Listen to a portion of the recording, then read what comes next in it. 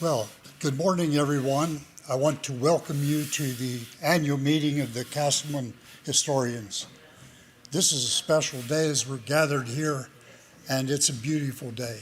In fact, my guess is that some people are late getting here because of the beauty of the outside. So welcome to everybody who's here this morning, and also those who may be watching a live streaming. This morning we have the privilege of having Ken Miller here with us. Ken happens to be a son of David I. Miller, and he teaches at Rosedale Bible College and also directs the chorale at Rosedale. So Ken is going to lead us in a song this morning.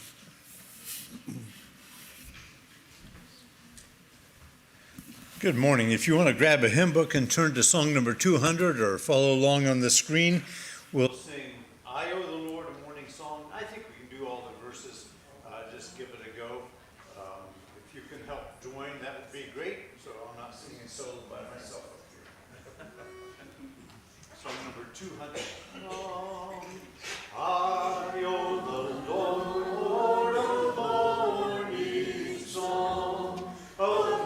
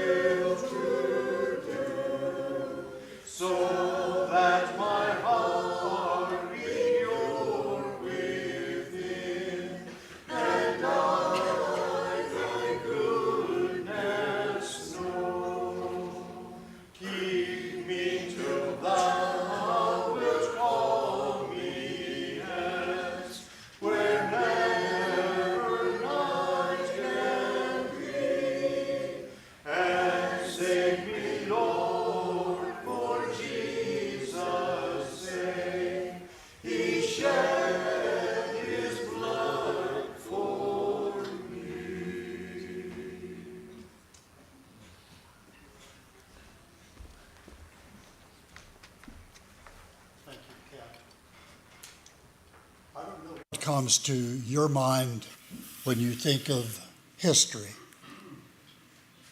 Actually, history is not just in the past, because we are products of that history. So what happened in the past affects how we live and how we think today. I noticed this morning the open Bible in front of us, and part of our collective history has to do with the story of the Bible.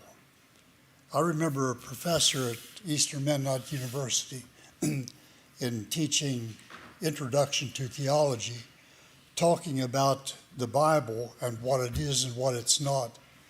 And he said, the Bible contains history, but it's not a history book. He said it contains geology, but it's not a geology book. It contains astronomy, but it's not an astronomy book. And he named several other things that it's not. And then he said, and used a German word, it's the Heilsgeschichte, translated, the story of salvation. And that is something that has helped me in many, many years. When I look at things I don't understand in the scripture itself and try to remember that it's the story of salvation that matters, and some of those details I'm not going to spend a lot of time arguing about. The writer of Isaiah, some 700 years before the coming of Messiah, had these words to say about the past and who we are. He said, "Listen to me, you who pursue righteousness and who seek the Lord. Look to the rock from which you are cut and the quarry from which you were hewn. Look to Abraham your father and to Sarah who gave you birth. When I called him, he was but one, and I blessed him and made him many." That is part of our story. That's Isaiah 51, verses 1 and 2. And in the very next chapter, he says this, and these are beautiful words. He says, "How beautiful on the mountain are the feet of those who bring good news, who proclaim peace, who bring good tidings, who proclaim salvation, and say to Zion, your God reigns." So here we are today, living in that peace and proclaiming that very thing. Let us pray. Lord, we give thanks for the day you've given us. This is the day that you have made, and we do owe you a morning song. Thank you for all those who are here, who are gathered to learn more about our past, and also to look to who we are and what our future holds. So thank you for this gathering and being in our midst, and we would pray this in your name. Amen. The presenter of the two sessions this morning actually needs, I think, no introduction. Everybody here who knows who David I. Miller is. And David comes from a lineage of history. Ivan, his father, was a historian who did some writing and also knew about and talked about the Casselman Valley area. So David picks up the mantle and goes forward in that respect. And last evening, we heard about the many years that David was involved with the historians here. His fingerprints are all over the Casselman Valley history, and he's done a lot of research and a lot of writing. And for those who've worked with David, know how meticulous he is in terms of details. What perspective does one bring to what one sees? If you're standing outside this church and somebody says, "Describe to me the Maple Glen Church House," you would get one description. If somebody's on the other side, you may get a different description. So the perspective you bring depends in part where you stand and what you see and how you look at it. I remember a story many years ago now. I was at a pastor's conference somewhere, and David was a presenter there. And David told a story about his own journey. And he said that when he was a young lad, he was interested in some trapping, some fur-bearing trapping. And so he gathered a bunch of material. David knows what I'm going to say. So he gathered a bunch of material and read up on this. And he wanted to be a good trapper. And in this material, he noticed that a writer had said that generally speaking, fur-bearing animals in the north have better furs than those in the south. So David goes and gets his traps. He lives less than a half a mile from here and set his traps in the northern part of the farm, 100-acre farm. And some years later, I was telling the story to a group of people with David being present, and David said yes, and he said that's all he remembers about that. And that is partly true, except David was making a point of what perspective we bring to a situation. And David has been very detailed in terms of being genuine in terms of his research. We only know what we read, what we hear, and what we observe, I think. And beyond that, there is very little. So I am pleased that David has agreed to present this morning and will again next year. So David, with that, I'm going to have you come forward. David and his wife Erma live in London, Ohio. They have 7 grown children, 19 grandchildren, and 28 great-grandchildren. A native of Grantsville, David has maintained connections with, quote, back home, since moving elsewhere to Flint, Michigan in 1963. He has been involved with the Casselman Historians since its founding in 1984 and is editor of its bulletin, The Historian, from the first issue in 1989 till April 2023. So with that, David, we welcome you. Would you come forward and give us your presentation? While he's coming forward, I just mentioned, I'm not sure what's happening. Come on up, David. But he has family members here. I see Ken and Laban and others back here, James. So this is a special gathering for the Miller family, too.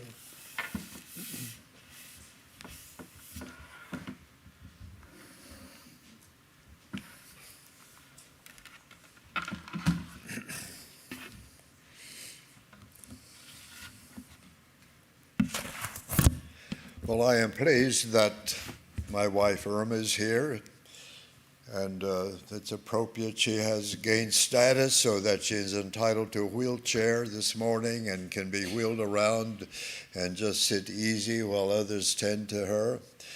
And actually, 4 of our children were scheduled to be here. Are they here, all of them? Let's see, Phyllis, where are you? There's Phyllis, and where's James? Are you? There he is. And where's Laban? Has Laban arrived? Oh, there's Laban, and let's see who else is supposed to be here. Oh, Ken, who was up here leading the singing. And I also kind of enjoy noticing that there are 4 generations of us Millers here now, with myself and then my son James and his son Jonathan, if you raise your hand over here, and his son Judah. Is Judah here? Yeah, there's Judah. So we've got 4 generations of us here this morning in this historical meeting, and I do appreciate that. But getting on with the subject at hand, that's really what you came for. And it's a matter of looking back into a certain period of history. In earlier meetings, we looked at the Amish church in this area of the late 1700s when they first arrived. If you excuse me, I kind of forgot that I had a stool up here so I don't have to stand so long. I'll get myself situated here. And then later we did 1800 to 1825. The last year it was 1825 to 1850. And now we have come the whole way up through the century to 1850 to 1875. And so I have prepared a paper, and I will be reading that paper. And it's in there are 7 subtopics in the paper. And that means that at the end of each of the subtopics, I will stop and we'll have questions and answers, at least questions if not answers, an open discussion on the subject that we were just looked at. So now then to the paper. The Amish Mennonite Church Life in the Casselman Valley, 1850 to 1875. Today we are looking into the 3rd quarter of the 19th century. The Amish church of that time is a historical link to churches in the valley today. This includes the Old Order Amish districts and the congregations known as Mountain View and Oakdale and Maple Glen, Biddinger, Cherry Glade, and Pillar of Life. And Mennonite churches in the Casselman Valley that share Anabaptist roots, but not directly through Amish legacy, include Springs and Oak Grove and Glade and Meadow Mountain. The early Amish history also links to other churches formed by immigration from the Casselman Valley, churches in Ohio and Iowa and Illinois, and influentially in Virginia, Delaware, and Michigan. The connections also reach back to Germany and farther back to the canton of Bern, Switzerland, and back even further to the early Anabaptist movement in Zurich, Switzerland. In this chain of history, the gospel of Jesus Christ has been proclaimed in settings of Anabaptist persuasion.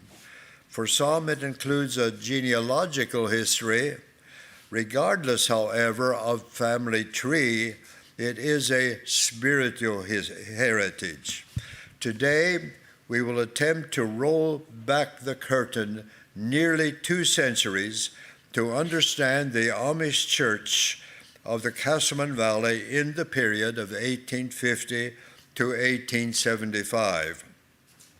Geographically, our concern is the Casselman Valley, that area between Negro Mountain and Meadow Mountain, through which the Casselman River flows. The river originates in Garrett County, Maryland. Its North Branch and South Branch join about 2 miles south of Grantsville. That fork gives the local name the Forks to the area beyond, around Biddingham and beyond. The river flows through Somerset County, Pennsylvania, and west to empty into the Youghiogheny River at Confluence, Pennsylvania. Denominationally, our subject is the Amish Church, at a time before order was in common use in the Casselman Valley. Amish Mennonite would be an appropriate term for use with this paper. New arrivals from Europe would have thought of themselves as Mennonites who follow the legacy of Jacob Ammon. But for convenience, I will use just Amish. My hope is to see glimpses of the Amish church experience in the Casselman Valley in the period in terms of population, going to church, devotional materials, church leadership, doctrine, disciplines and practices, and that troubling event, the American Civil War. Concerning the Amish population, we had estimated about 400 plus people in 1850, children included. As of 1880, the Amish population was nearly 400, according to James L. Yoder's statistics. This means that the number of Amish people at the end of the period was nearly the same as at the beginning. This was true despite very light immigration to and very active emigration from the Casselman Valley. In this quarter, the number of immigrants was only about 12, as reported by Jim Yoder last evening, but about 200 Amish people went west, some to Ohio, but more to Iowa and Illinois. At least 10 families moved from the Casselman Valley to Gortner, Maryland, and Aurora, West Virginia. The period of this study goes to 1875, but I'm using the population numbers of 1880 because of the value of using the U.S. Census. Place of birth of the Amish people in the valley shifted in this third quarter of the century. As the quarter progressed, an ever smaller percentage of the Amish population was German-born, and a larger percentage was born in America, many right in the Casselman Valley. With a low rate of immigration and a high rate of emigration, how could the quarter end with nearly zero population gain or loss. Along with birth rate, the factor of retention of children of Amish families in the Amish church comes into play. A survey of 20 Amish families of the period shows that of 164 children, 105 joined the Amish church, while 59 did not. This represents a retention rate of 64%. What was a church of choice of the 59 who did not join the Amish church? Of the 59, I was able to determine the church affiliation of only 22, of whom 11, that's 50%, joined the German Baptist or Dunkard Church. Others went to Mennonite, Reformed, or Lutheran Church. The Dunkards were aggressively expanding at the time. According to the historian Jerome E. Blau, they built the large meeting house in Summit Mills in 1846. That building is 110 feet long. Today it houses Summit Country Market. It's not as plain now as it was then.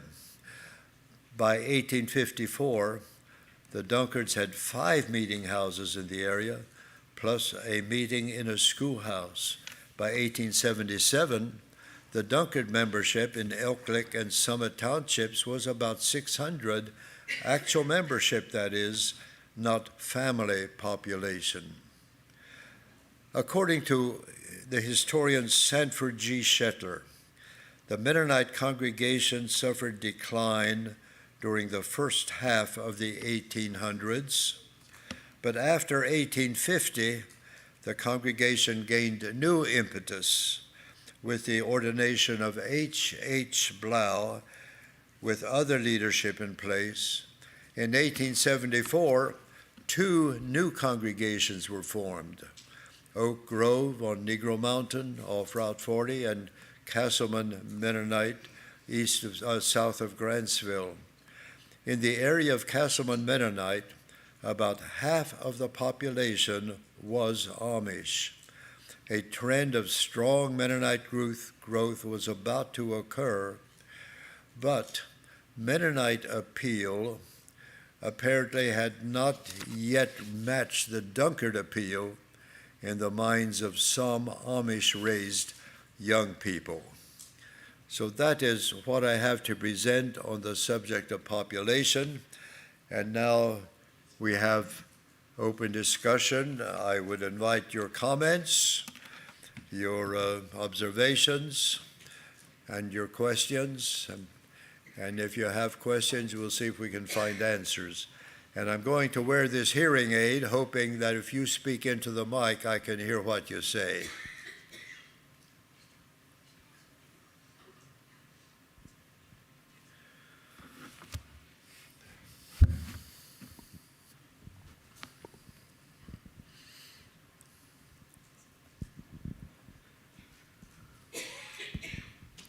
My question is, why did so many people leave to go to Iowa, Ohio, Illinois? Was it economic reasons or church struggle reasons or a combination? It seems to me that the main draw was economic opportunity, cheap land. More and more of the land here was already occupied. By this time, I don't think there would have been much land available from the government. It must have been taken up, whereas in places like Iowa, there was land to be gotten from the government at a very good price.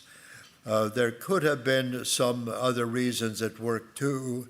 One example is the minister, the bishop, he was a minister at the time, Jacob Schwarzendruber, had lived in New Germany, and the express reason given by his grandson in a letter that I read for going to Iowa was to get away from bed courtship in this area. and apparently the church was involved or had not cleared itself of that practice, and he earnestly disapproved of it, went to Iowa and started a church there that didn't have that problem then. I have the impression that the Iowa churches, the Amish churches, were rather clear of that practice then. But I think it was mostly the appeal of land in that area. I guess I also read of one case of a move being made or exploring land in the West, and that one wound up in North Illinois then, I believe, where they didn't like the stones around here in the hills. And if you've ever been to North Illinois, there's quite a contrast there with that very level ground, and I would think that they hardly had any stones striking the plow there. So that's the best under. Anybody else have comments on that question? Why did they go?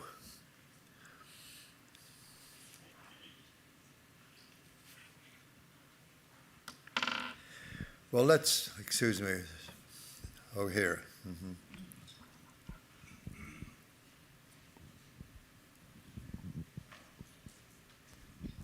I have two questions. My wife would like to know what bed courtship is. And secondly, I'm of the impression that Tommy Lee's father might have brought a bride up from Preston County, West Virginia. Is that near where Aurora is that you mentioned? No, I'm sorry. I didn't quite get it. My hearing aid wasn't acting right. And can you, without any introduction, just state the question itself? Well, two questions. Bed courtship. Secondly, Aurora, West Virginia. Is that Preston County? I think so. Yes. Okay. Did she answer your question? Well, yes, I understood that Tommy Lee's father's wife may have come up from that colony in Preston County, Aurora.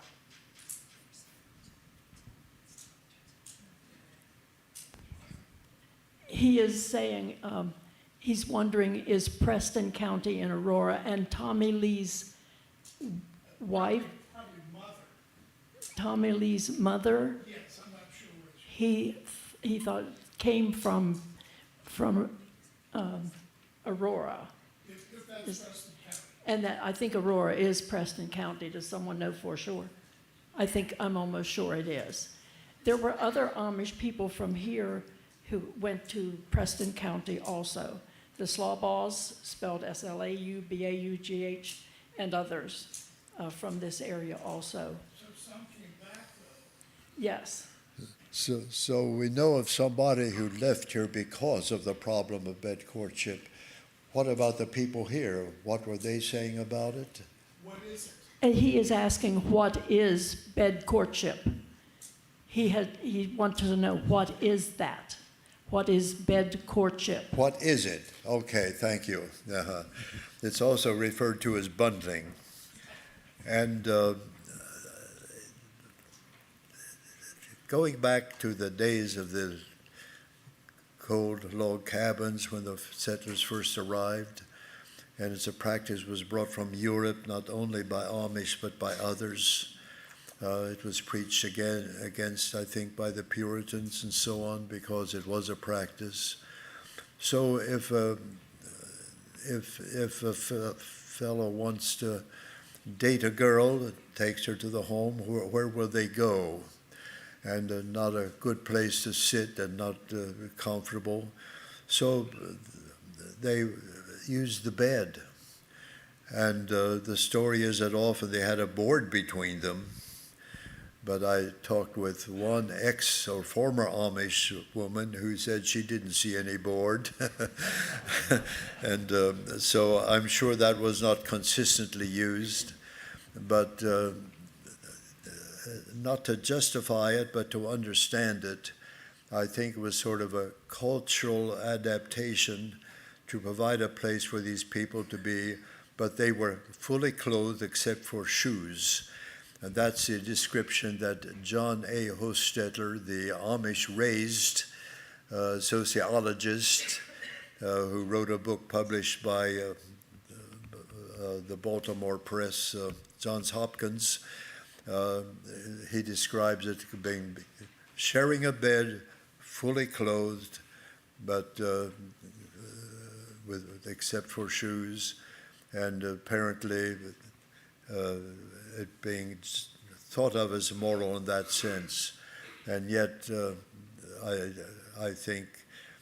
know that the Amish church here cleansed itself of that practice sometime by 1900. I'm pretty sure of that. I think it happened. I think it was cleansed of the practice before that split of 1895, where one group became very order and the other less so. But I don't. The writings that we have, I haven't come across writings that justify it so much as writings that condemned it, and they spoke against it in ministers' meetings, so it was not generally approved and yet too generally practiced for the satisfaction of many. Okay, thanks for the question. Shall we move on into the subject of going to church or the family on Sunday morning? Thinking of an Amish population of nearly 400, what were the dynamics of going to church on a Sunday morning? Visualize one congregation in the entire Casselman Valley, led by one ministerial team. What was their schedule of meeting? Where did they meet? How did geography affect them? How did they travel? According to a well-established tradition, the Amish church services were held bi-weekly in homes during this period. I have found verification of this in two documents, one of 1844 and one of 1877.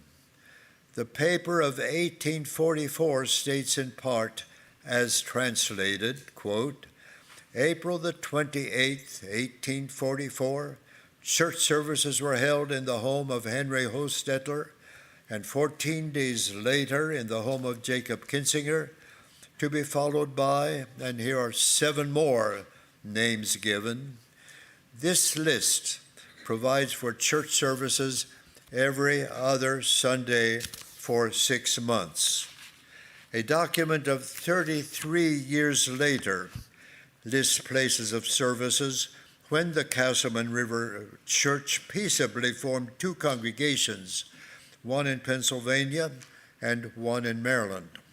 The year is not given on the paper, but the dates are the Sunday dates of 1877.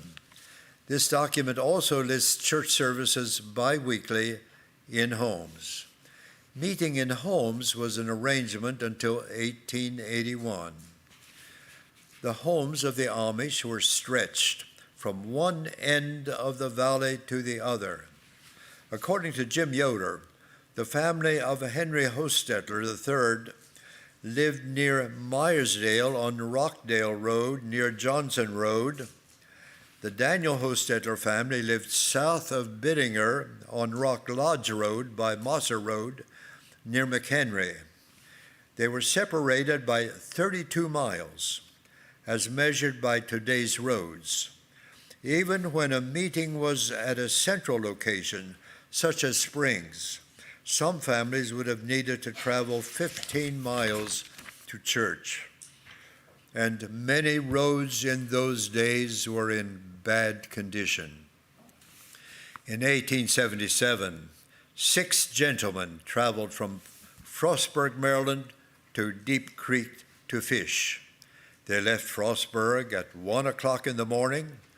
They reported, at 6 o'clock we encamped at Little Meadows, that stone house farm 4 miles east of Grantsville, took breakfast, and at 8 o'clock arrived in the ancient town of Grantsville, where we communed with friends as to the best locality for operations and the best road thereto.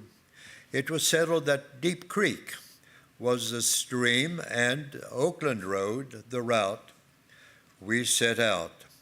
The road was horrible, deep ruts and little deep holes, round holes gave our heavily loaded wagon and ourselves a rocking jar.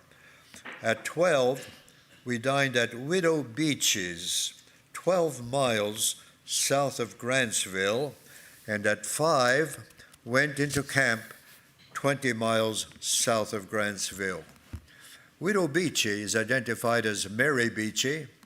Her husband, Christian J. Beachy, had died 1 year earlier. They were Amish. The 12 miles south of Grantsville, where they ate, takes you to the intersection of Rock Lodge Road and Beachy Road. Some of us remember the place as the home of Elmer and Verda Beitzel, later owned by Eva and Delmer Yoder. After a successful time of fishing, the party was ready to journey home. In their own words, quote, "With much dread of the long, rough road homeward, we set out at 9 o'clock Wednesday morning and reached Frostburg at 12 o'clock Wednesday night.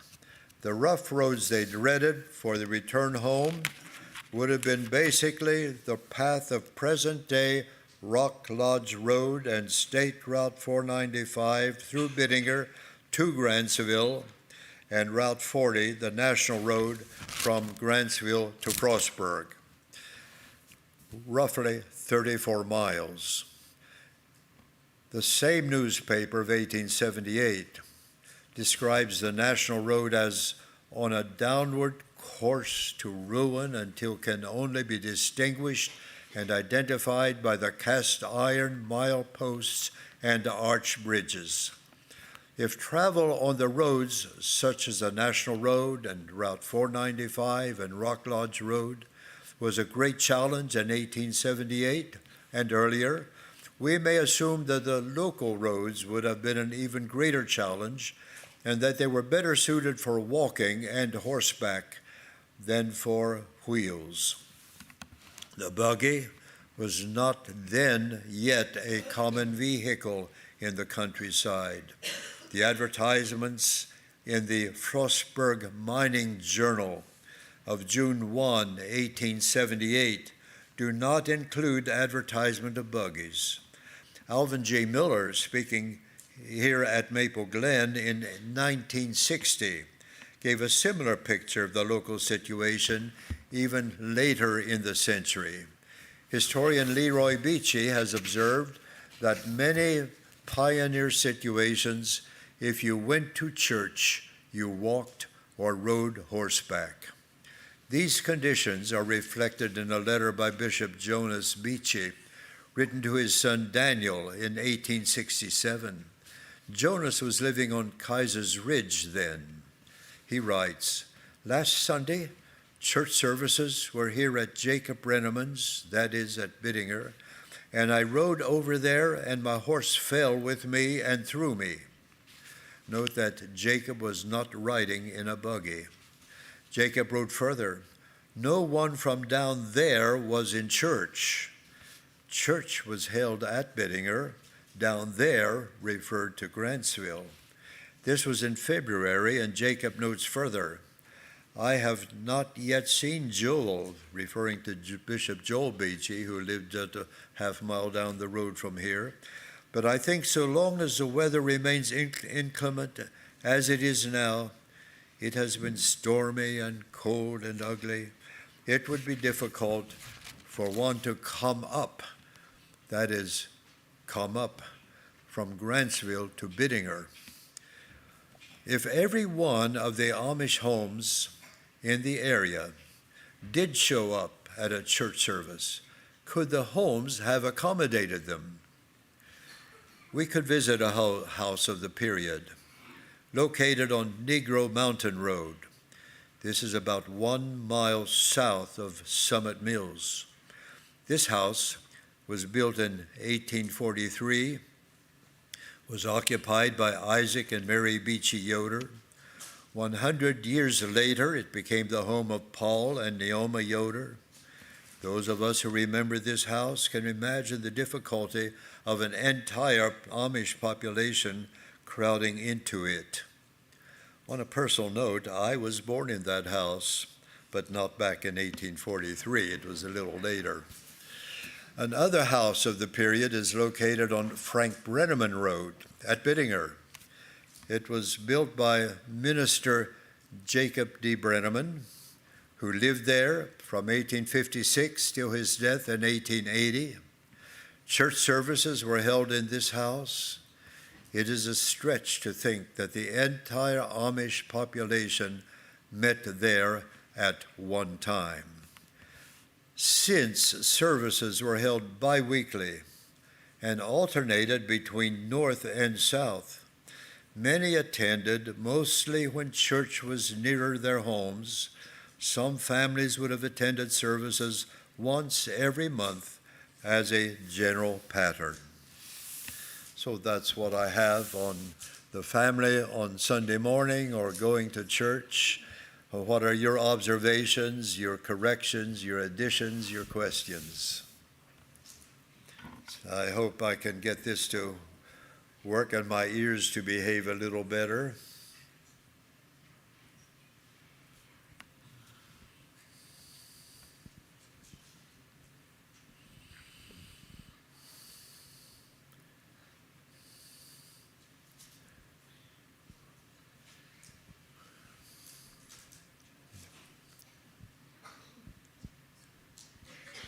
So if we have nothing more, we'll just go on to the next subtopic then. Let's see, somewhere here is supposed to be a break, but that's not yet, is it? Next is devotional materials.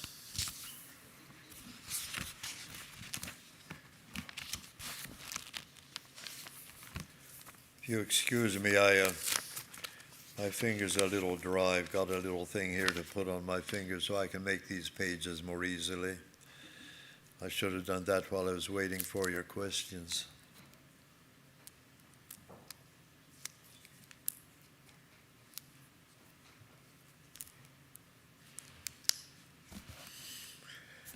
In my study of the earlier quarters of the century, I gave some attention to the literature in the homes of the Amish people.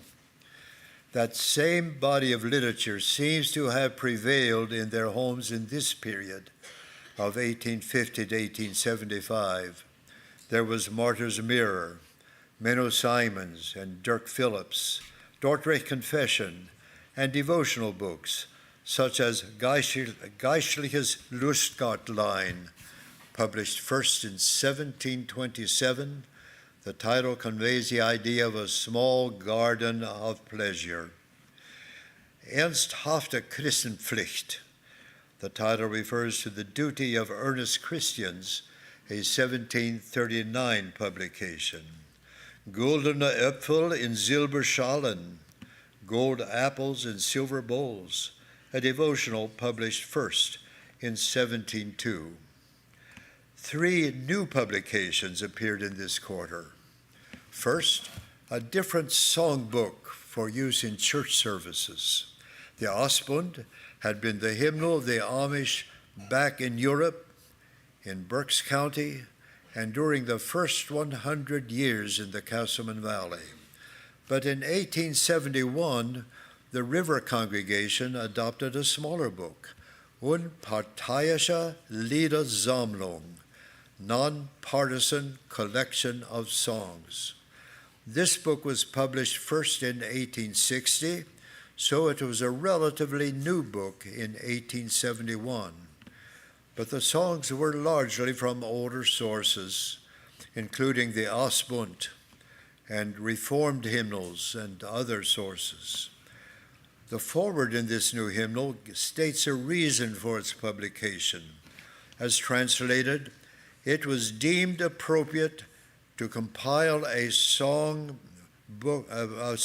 of convenient size to take along to services, giving all an opportunity to join in the singing. With a smaller hymn book, more people could carry the books to church and have access to the lyrics while singing. But in the minds of some Amish, leaving the Asbund was an un-Amish thing to do.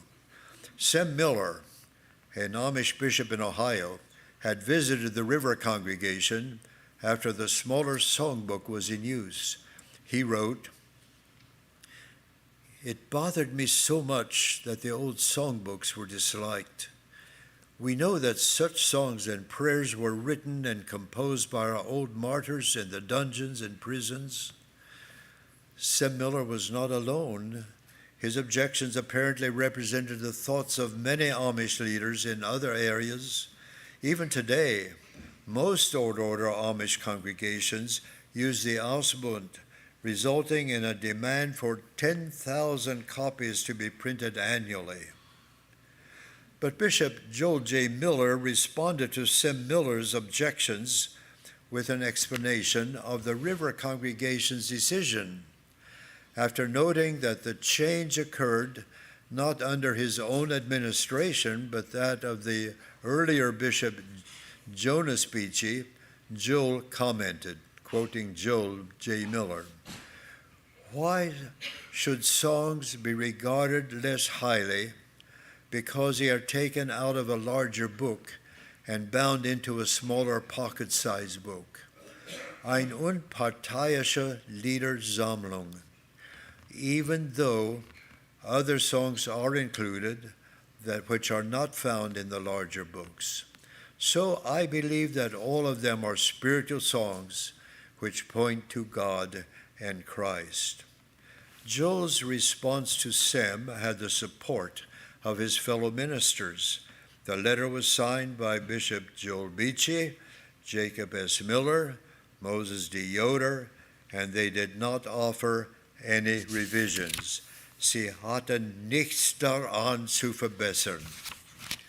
So the ministers of the River congregation accepted the new songbook. After the advent of the meeting houses in 1881, Liedersammlung, the small book, was put into the book racks. It remained in use at Maple Glen here and Cherry Glade until 1912. It was also put into the book racks when Oakdale was built in 1896 later. And at that point then, in 1912, another book without notes was produced by a local committee. At the Niverton and Summit Mills meeting houses, the Old Order meeting houses, the Liedersammlung remains in the book racks yet today, 150 years after its adoption by the River congregation. A second new literary item of the period was a Herald of Truth.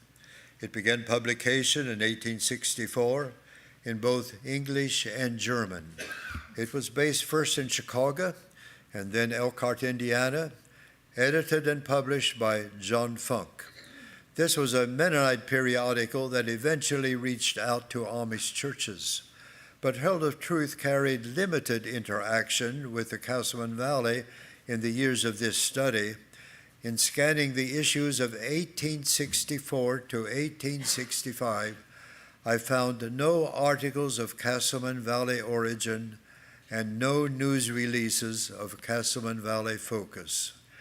A few Amish subscribed: Jacob Kinsinger, Joel B. Miller, Christian Schwarzentruber, Minister Jacob Brenneman, and Bishop Joel Beachy. 3 death notices of Amish people from the Casselman Valley appeared in the Herald of Truth in the period of this study. David Schrock of Biddinger, Maryland, at the time of death, died in 1865. He was living with son Moses and Catherine Nee Beachy in the Biddinger Forks area. Sermons by Jonas Beachy and Jacob Brenneman. Susan Nege Hostetler, wife of Jonathan Hostetler of Elk Lick Township, died in 1870 of inflammation of the lungs. Sermon by Joel Beachy. Catherine, wife of Joel Millard, aged about 57 years. Sermon by Jonas Beachy. One of the above death notices bears a signature of H. Blau, who then was a minister in the Mennonite church, later known as Springs Mennonite. The similarity of style of the 3 notices suggests that each of the 3 was provided by Blau. Apparently, the obituaries were submitted by Mennonite, not Amish initiative. But Herald of Truth posed as a potential literary resource for the Amish River Church. Later, it became a frequent carrier of Amish information. A new book, Erma, appeared in 1853. The title in English, Exhortation. The author, Amish minister George Yutzi of Stark County, Ohio. The publisher, Alexander Stutzman, son of the so-called Grammar King of Somerset, Pennsylvania. The author addresses his children with extended admonitions about parenting and the biblical mandate of children honoring their parents. He postulates extensively and repeatedly on the blessing of obedience as seen in God's care of Israel in the Passover, in the wilderness, and in Canaan. A long poem of about 368 four-line stanzas meditates extensively on the passion, death, and resurrection of Christ. The extent of circulation of Erma among the Amish of the River Church is not known, but I do own a copy that Susanna Petersheim Bender presented to her son, Christian W. Bender, in 1894, the year of death of her husband, Wilhelm Bender. During this period, books became more available. The Herald of Truth advertised books. The issue of December 1875, for example, offered about 30 titles. This is in addition to various formats of the Bible. These books included classics such as Martyr's Mirror and Menno Simons, doctrinal treatises such as Repentance Explained and Pride and Humility, Christian life themes such as Christianity and War and Conversations on Saving Faith, teaching materials such as Mennonite Catechism and German Spelling Book, songbooks, including the singing school books by Rubisch Kiefer, and the hymnal recently adopted by the River Church, the Liedersammlung. We do not know how many of these books made their way into the Casselman Valley Amish homes in the period of this study. Already back in 1838, more than 65 books were sold at Benedict Miller's estate sale. This was in a day when books may have been acquired mostly by traveling salesmen.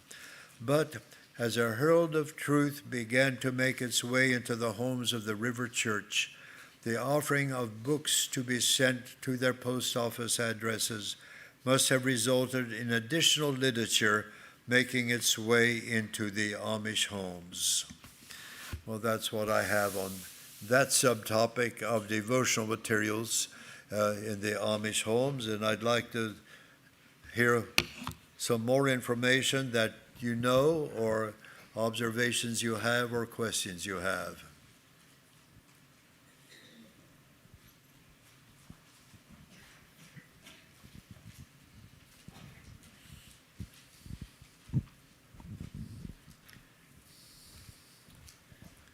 So my dad can't always hear very well.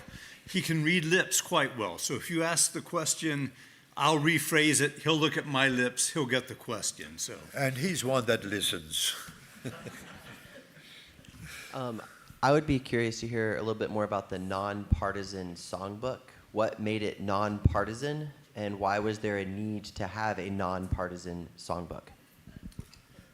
He would like to hear more about the nonpartisan songbook. Why was there a need for it, and what elements of that book made it nonpartisan?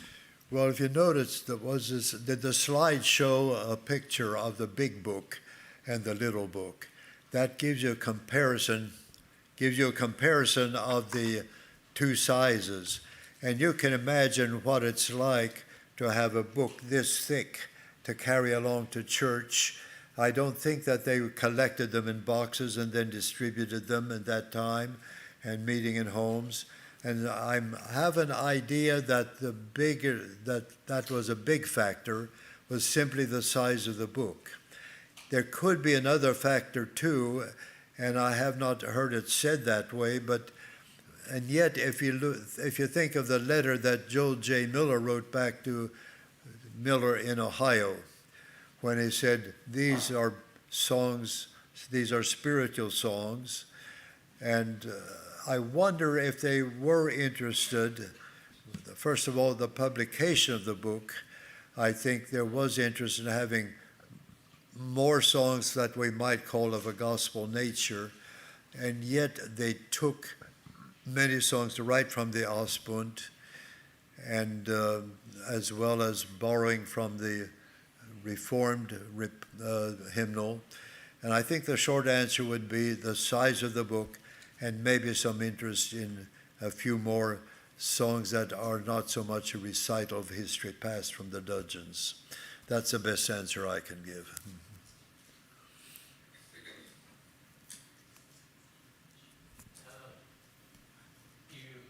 There was a magazine that was published for the Amish.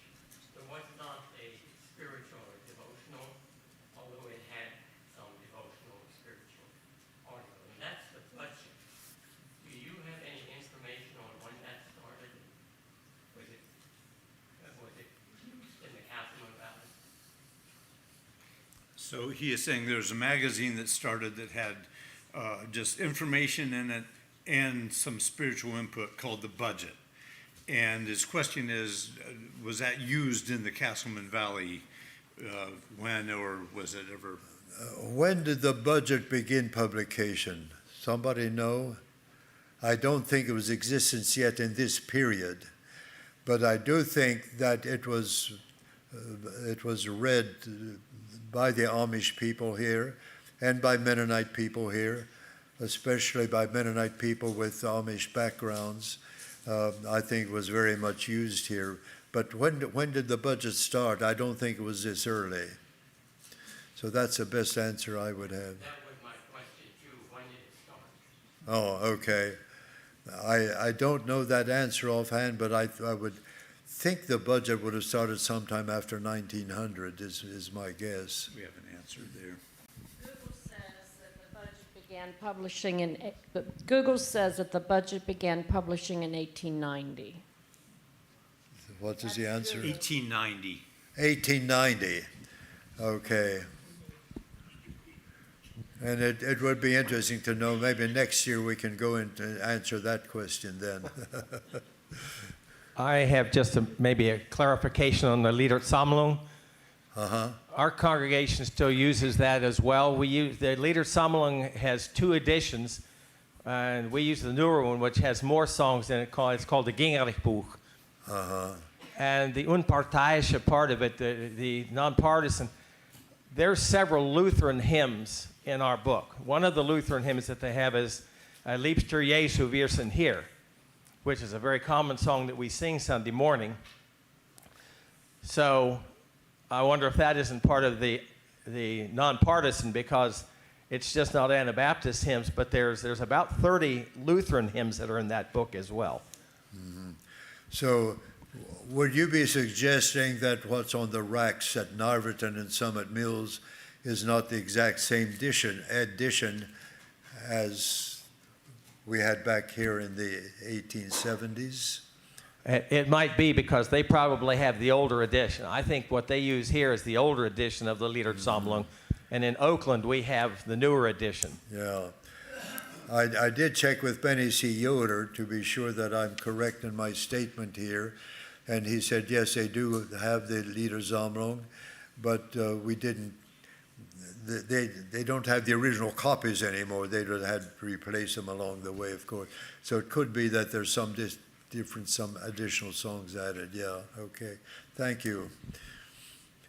Is the Liedersammlung also in use in Gortner? Yes. Uh-huh. We use the newer edition. The newer edition, okay. Mm-hmm.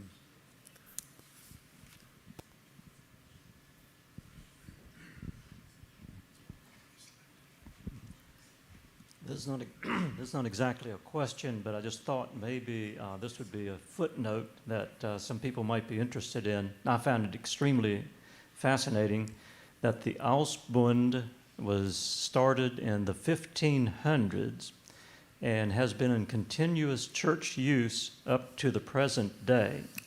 And I just found that extremely interesting. And to my understanding, it's the oldest songbook that is in continuous use today in America. I don't know, is that correct? Let me pose that as a question.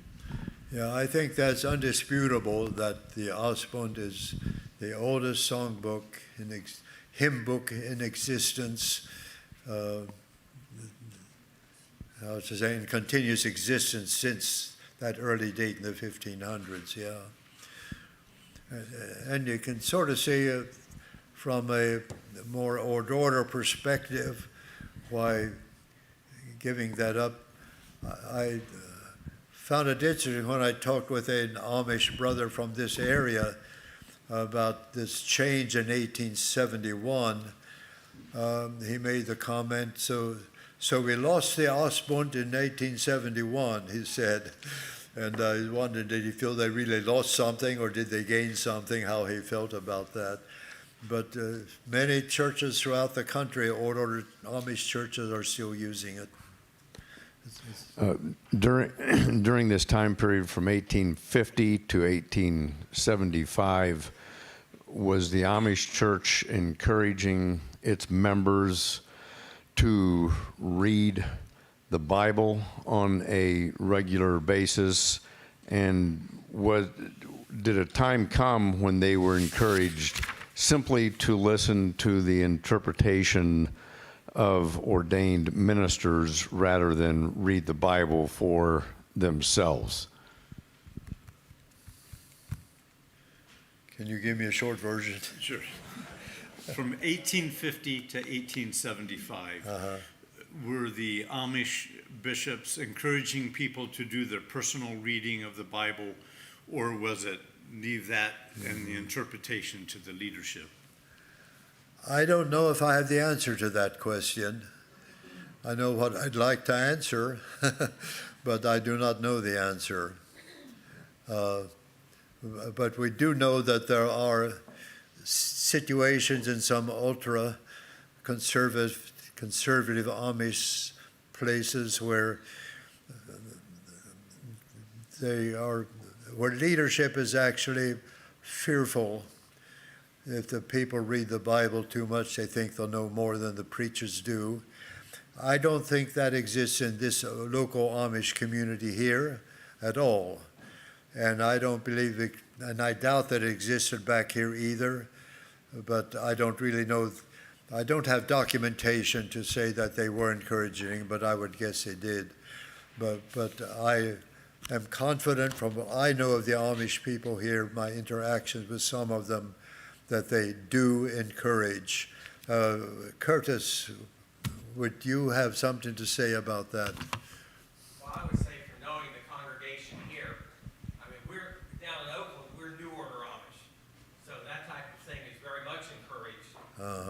But here, I would say from knowing many of the folks up here, that they would also, they have regular family devotions at home, and they encourage Bible reading, and they use a lot of, just not Amish Mennonite publications, they use a lot of evangelical books and things that are out there. So that's what's happening currently now. By the way, Curtis Stuff is from Oakland, Gortner, member of the Amish church there. I don't find that the Duffs were Amish immigrants back in the 1700s.